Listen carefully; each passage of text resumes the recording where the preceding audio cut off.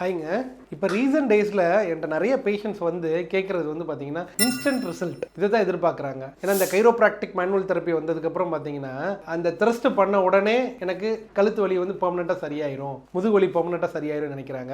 கண்டிப்பாக அது கிடையாதுங்க. கண்டிப்பாக கைரோப்ராக்டிக் பண்ணுறதுனால அந்த ஃபேசட் ஜாயின்ஸ் வந்து ரிலாக்ஸ் ஆகும், ரிலீஸ் ஆகும். நார்மலாக பார்த்தீங்கன்னா நம்ம அந்த ஜாயின்ஸில் இருக்கக்கூடிய கேஸ் வந்து ஜஸ்ட் வந்து பர்ஸ்ட் ஆகும். இந்த பர்ஸ்ட் ஆகிறதுனால சவுண்ட் வந்து கிடைக்குது. ஸோ இதனால் ஒரு நல்ல ஒரு ரிலாக்ஸேஷன் கிடைக்கும், நல்ல ஒரு பெயின் ரிலீவ் கிடைக்கும். பட் இது பெர்மனெண்ட்னா எல்லாத்துக்கும் பெர்மனெண்ட் கிடையாது. இது போக ஒரு ப்ராப்பர் அசஸ்மெண்ட் இருக்கு. இந்த அசஸ்மெண்ட்க்கு அப்புறம் உங்களுக்கு ட்ரீட்மெண்ட்ஸ் இருக்கு. உங்க இந்த போனை சுற்றி இருக்க தசைகள் இறுக்கமாக இருக்கலாம், அந்த இறுக்கத்தை ரிலீஸ் பண்ணணும். MFR இந்த மாதிரி ஒரு சில டெக்னிக்ஸ் பண்ணி இதுக்கப்புறம் ப்ராப்பர் ரீஹேப்னு ஒன்று இருக்கு. ரீஹேப்ங்கிறது இந்த மசிலை ஸ்ட்ரென்தன் பண்றது. ஸோ இவ்வளவு விஷயங்கள் பண்ணாதான் உங்களுக்கு ப்ராப்பரான ரெக்கவரி கிடைக்கும். நீங்க இந்த யூடியூப் இதெல்லாம் பார்த்துட்டு இன்ஸ்டாலாம் பார்த்துட்டு இன்ஸ்டன்ட்டா உடனே இந்த சொடக்கு போட்ட உடனே இந்த த்ரஸ் பண்ண உடனே எனக்கு கழுத்து வலி சரியாயிரும், முதுகு வலி சரியாயிரும் நிறைய பேர் நினைச்சுக்கிறாங்க. ஸோ இது ஒரு தப்பான கருத்துங்க.